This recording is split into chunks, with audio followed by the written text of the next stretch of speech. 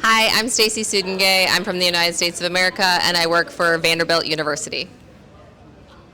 Hi, I'm Federica Inturrisi. I'm from Italy and I work with MSF France.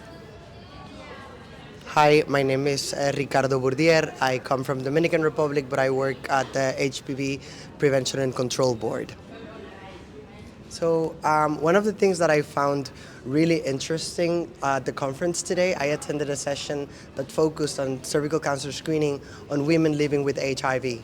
And it was really interesting to see that a population that has a very, very heavy burden of not only HPV-related disease, but other diseases, the specific guidelines are very varied when it comes to WHO has specific guidelines, and then specific gynecology societies from their country have specific guidelines, but then the HIV group in the country has different specific guidelines. And I was a little bit like, wow, it's so important that we need to have this very clear, because HPV progressive infection in this population is fast and hard, leading to a lot more cancer. So it's really important to first do it timely, and second, do it with the tools that can benefit the most for this population.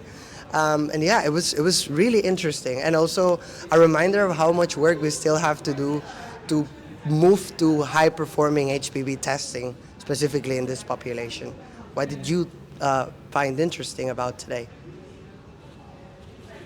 This is a very interesting concept actually, because not only I believe there is a need to make comprehensive guidelines that do not have this differentiation you're talking about, but also to try and bring the best tool possible to these places and to marginalized population, stigmatized population.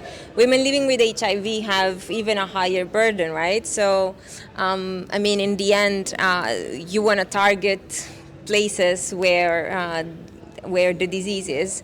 And I have not been to the same session because it was overlapping with my own, but this is something that we discussed at the session where I was talking for the PAVE approach, which aims really to go to highest risk women and to be able to deliver efficacious strategy among this population. Yeah. Any thoughts? Yeah, so I attended one of the satellite symposium that was looking at using AI for screening, and it was a really cool session because it was like a round table. No one had slides or anything, which is different than how we typically do things at these types of conferences. But they, went into the details of how important the types of data that you have, how we can use this in colposcopy, and just different methods for it. So it was great to see how we could use AI, and the room was packed, which was fantastic, right? It's good to see that people are interested in this topic and want to use these new techniques within screening, and we can do it effectively. So it was great. I also went to the one of the other symposiums that were just focusing on marginalized populations, and make sure you include community health workers, because that's so important for them to have someone that looks and speaks and talks like them, and is at their level advocating for them to get screening, and that way we cannot leave people behind. But it was fantastic. So what did you present on today? A segue before that to what you both just said is I attended a special interest satellite symposium on bringing HPV vaccination to marginalized populations, specifically conflict areas.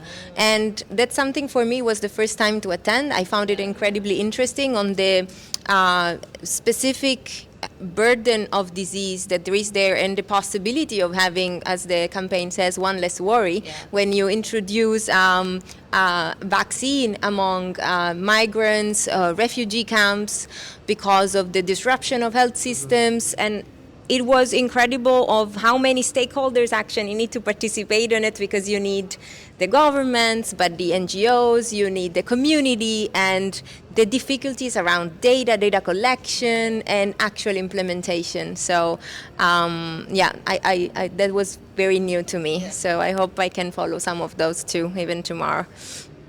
I think thinking about everything we've just talked about, it kind of feels to me like it's really all about bringing the tools that we have where they can have the greatest impact. really, and this it can change people's life completely. And I think it's really interesting. I with the conflict affected area and HPV vaccination. At the HPV board, we organized a meeting with this specific topic on February, and then there are so many, as you mentioned, stakeholders, but then also, so it's a very heterogeneous type of group that you need to first identify what their barriers are, but they seem difficult but not impossible.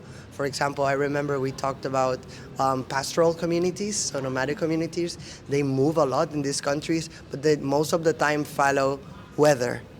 And so you can predict when they're going to be, so that's also an opportunity to bring these tools to where can they have the most impact, amongst other stuff. So that's really, really inspiring. I think also something that I learned today that was something was really groundbreaking to me. So we were having it was a session that was focused on the advancing LGBTQ health, and how do we include the health services to the needs of this population. And we had a Thai group where the transgender community is really integrated in the society, and they were basically giving a master class on how to do a pelvic examination on transgender women. And also transgender men, how do we approach them to be part of screening? And that, to me, I felt it's really important, because it's right, going back to how can we make these tools tailored to the people who need it the most. This is something I had never seen before or heard about before, but now I live with a better understanding on how to tailor these tools for these people.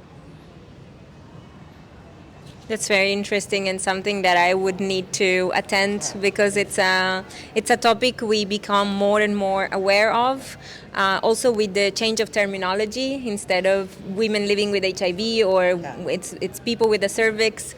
But I have to say I need to attend more of these topics. Well, it's great that we have 2 more days of this. We have the poster happy hour tonight, along with like e-posters and flash talks. So there's so much more that's going on, and we'll keep learning and exploring all things HPV. So I'm excited. Thank you so much. Thank you.